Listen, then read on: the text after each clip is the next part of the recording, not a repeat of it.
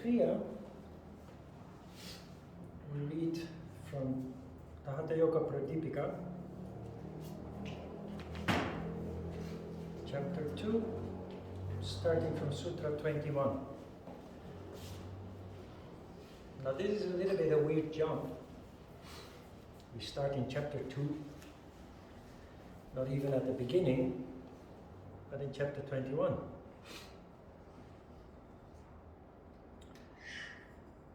Chapter 1 is laying the foundation, which we have informally done, without reading the text. We will read the text when we're done with the introduction of pranayama in lesson 19.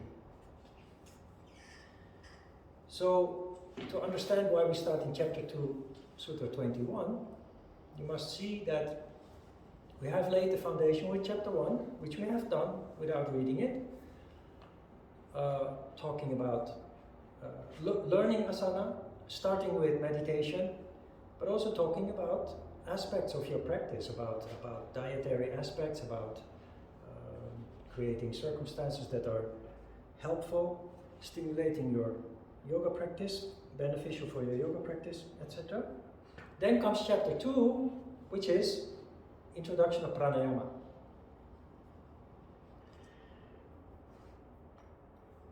From Sutra 1 to Sutra 20, the first pranayama exercise is introduced, plus the principle of pranayama and the benefits and everything. But then the author decided that to make the jump from asana directly to energy control, that may be a step too far. For many people, not possible to comprehend. The reason for that is asana is relatively easy to understand because it's physical. We call that gross. It's an exercise on gross level. Energy control, however, is subtle. Many people don't believe that it is possible to control energy, because they don't believe things that they cannot see, hear, feel, touch, or taste. All of us are guilty of being doubting Thomases, as it is called in the Bible. The doubting Thomas is the one that doesn't believe in energy, doesn't believe in spirit, doesn't believe in coincidence not existing. But there is a practical explanation for this disbelief. We have difficulty believing in things that we cannot experience in the gross world, or in the world of gross senses, the 5 gross senses. Energy is something that you sense, the 6th sense. It's something that you feel without the possibility to physically touch it, see it, hear it, taste it, smell it. So we go to Sutra 21, just in case, where Svatmarama says, one who is flabby and phlegmatic should first, before the practice of pranayama, practice the 6 acts. Others who do not have these defects should not practice them. The 3 humors, wind, bile, and phlegm, being equally balanced in them. Now this is the first time that we read a sutra in the Hatha Yoga Pradipika. The problem with not only this book but other ancient books is that they were written in symbolical language. And it's for us rationally trained people very difficult to extract rational or logical information from these texts. So let's have a look at what he's trying to say here, what's behind the symbolism. A person who is flabby and phlegmatic is a person whose condition is not yet sufficiently transformed as a result of yoga practice that went before pranayama. Being flabby and phlegmatic is a tamas condition. You're still in a tamas condition. You're not ready. There are no amounts of energy to speak of that you can start practicing pranayama with. So he introduces the 6 acts that help us in a very practical way to understand how pranayama works, even if you're not able to feel energy yet. So, if you're flabby and phlegmatic, you should first, before the practice of pranayama, practice the 6 acts. He also says, in other words, if you're already well conditioned now, you diligently practiced on a regular basis, you're ready for pranayama, you don't need to do these 6 acts. Because wind, bile and phlegm being equally balanced, you are already in a sattva condition.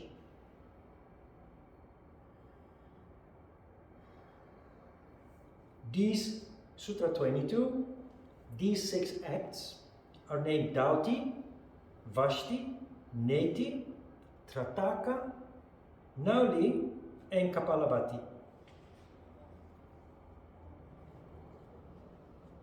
Now something very interesting happens.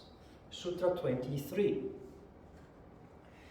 These 6 acts that purify the body should be kept secret, as they produce various wonderful results, and as such are held in high esteem by great yogins.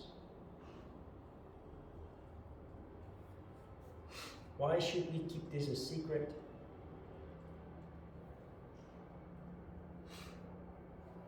Yoga is a system that empowers people. It truly does. Education does that too. But try to see this in the light of the time that it was written, where the masses of the people, the majority of the people, were uneducated, illiterate. They didn't have any presence of mind or mind power to speak of. They were just busy surviving the daily challenges of the difficult life as it was at that time.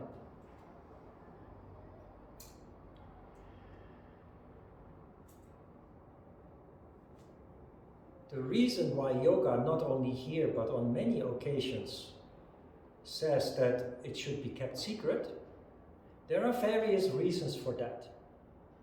But one thing you don't want to do is empower people who will then go on and abuse their increased power.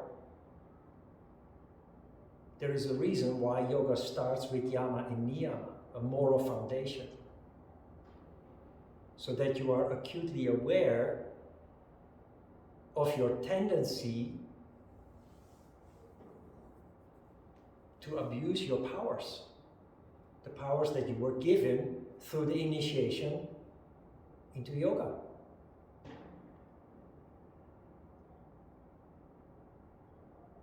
Another reason why you may be prompted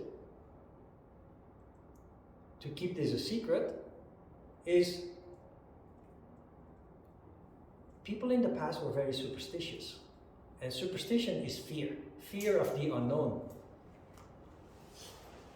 And you live your normal life, and now you start practicing yoga, and you learn that it is possible to control energy. And you're very enthusiastic because you feel that it really works. And you proclaim to the rest of the world, to your family, to your friends, Hey, look at me, I can control energy. In a time of superstition, where people did not understand subtle phenomena, you might have been accused of witchcraft, or even worse, be killed for it. So you had to be careful.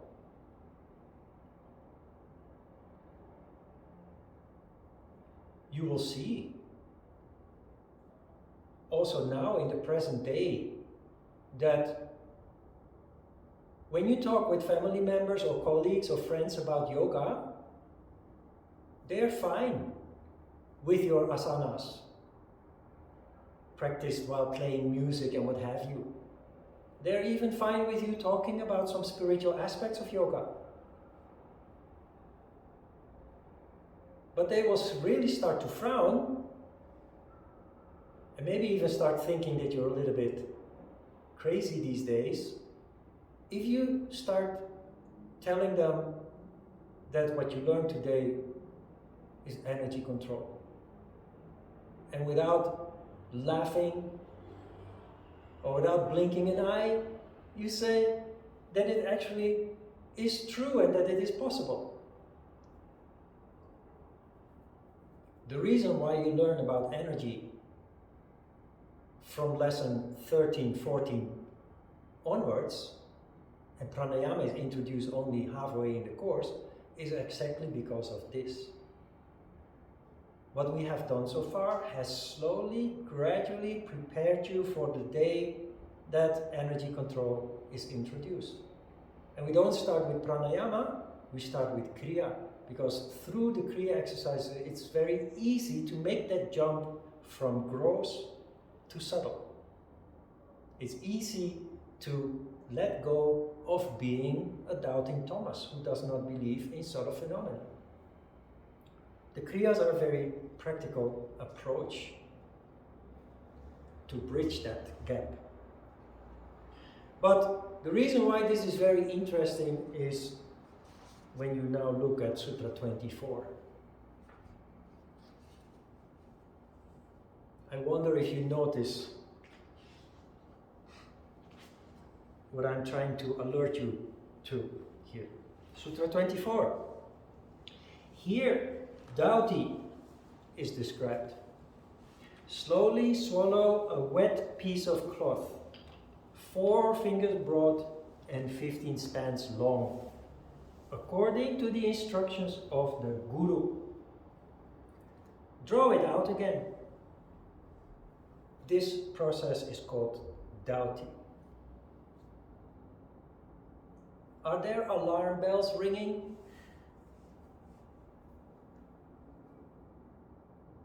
Did you see what happened here? Sutra 23 says this is you must keep this secret. Now, if Sutra 23 says that this must be kept secret, do you think Sutra 24 is just going to tell you what the secret is? Anybody can put their hands on a book, read from that book, and end up with Sutra 24 learning something that they are not properly initiated to. So what are we looking at here?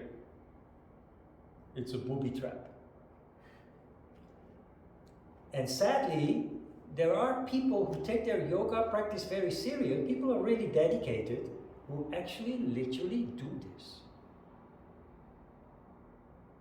because they're not properly initiated. There are yogis who swallow a piece of cloth, they gobble it up, they let it soak in their stomach, and they pull it out again. Interestingly, the teacher who teaches those techniques always says, I'm purified enough, I don't have to do this anymore. You are a beginner, you must purify, you must do this. But I can't show you this because I don't have to do this anymore, because I'm purified already. If your teacher doesn't want to do it, don't do it. It's a booby trap. But in a hidden way, it is teaching us what the exercise is about. It's an exercise of clever imagination. Because energy control is not a physical activity, it's a mental activity. Energy is controlled by thought. You visualize and manipulate energy using thought. And that is what is described here, if you know what is behind the language that is being used here. All ancient books are written in symbolical language in the first place, but here there is a purpose to deceive the reader of the text. Access to the text is only possible if, and he says it in the sentence, according to the instructions of the Guru. You know what that means? You need a Guru to be initiated into how to do this. Not from the book, not from the text, on your own. A Guru. A Guru, many people have very mysterious thoughts about the word Guru. A Guru is just a teacher. Indian people say Guru to their English teacher or their math teacher. Like you say, Sonsemin. A Guru is just a teacher. It's somebody who is well educated in the matter. In this case, yoga. So, the practical part of Dhauti, or do you want to swallow a piece of cloth? I recommend you not to do it, as I am also not going to demonstrate it. And I just told you, if your teacher doesn't want to do it, you shouldn't do it either. Last week we talked about energy.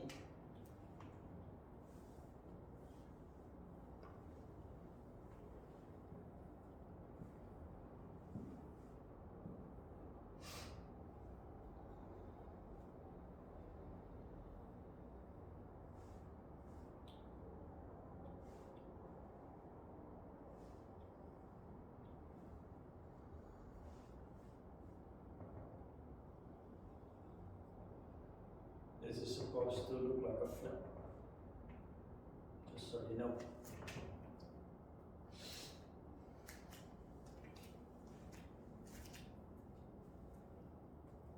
Shakti energy rises from the bottom to the top. Shiva energy descends from the top to the bottom. Have you felt Shakti energy rising or Shiva energy descending? Probably not. It's subtle. It's there, and if you know how to look, you will gradually start to recognize it. But we're in the beginning stage. Most people are simply not able to recognize it, to feel it. Swallow a piece of cloth.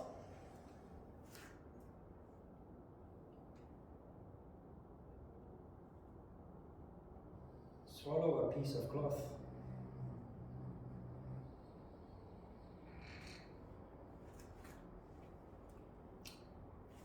You visualize the tract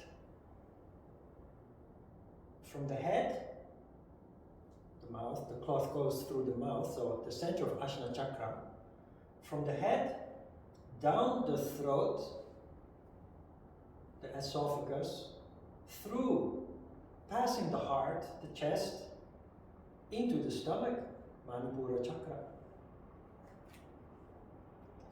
Let it soak. And draw it out again. So wait. Arrow. Let it soak. And draw it out again. From the stomach, passing the heart, the throat, out of the mouth.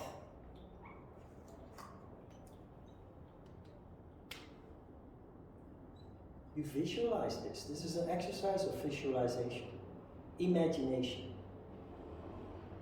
With your eyes closed, not skeptical, you have to actually give it the benefit of the doubt.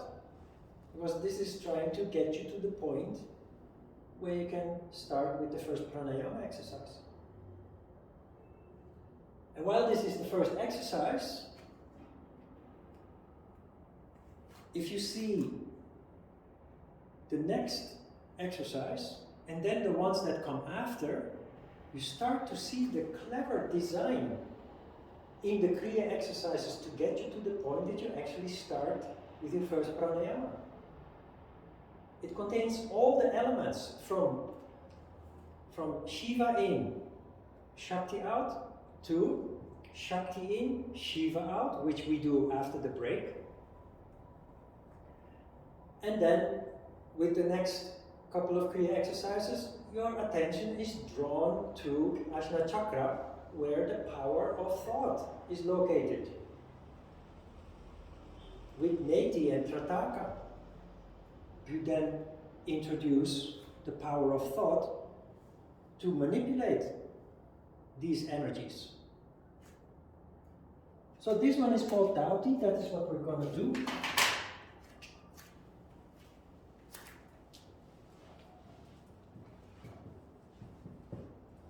Followed by Nada,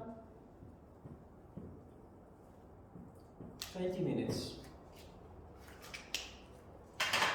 How long do you do Dhauti? As long as it feels good, as long as you feel interested in doing it, as long as you feel engaged. It's the same principle that you use with asana. You stand in asana, you consolidate, and you stop doing the asana when the moment comes that you start becoming uncomfortable. When you start becoming restless, mentally restless, or physically restless with shaking muscles and what have you. A mental exercise works in the same way. If it is correct because you are interested in yoga and what yoga more has to offer than the regular yoga class, you might be a little bit intrigued and you want to explore this. That is the best attitude. Attitude of a child who is intrigued by something new. And you jump on it and you play with it and you try it out. But there comes a moment that you lose interest. When that moment comes, do not force yourself to keep repeating this visualization. Just move on and slide into concentration on nada. So, how long do you do Dhauti? Follow your feeling, but give it a fair chance. Okay?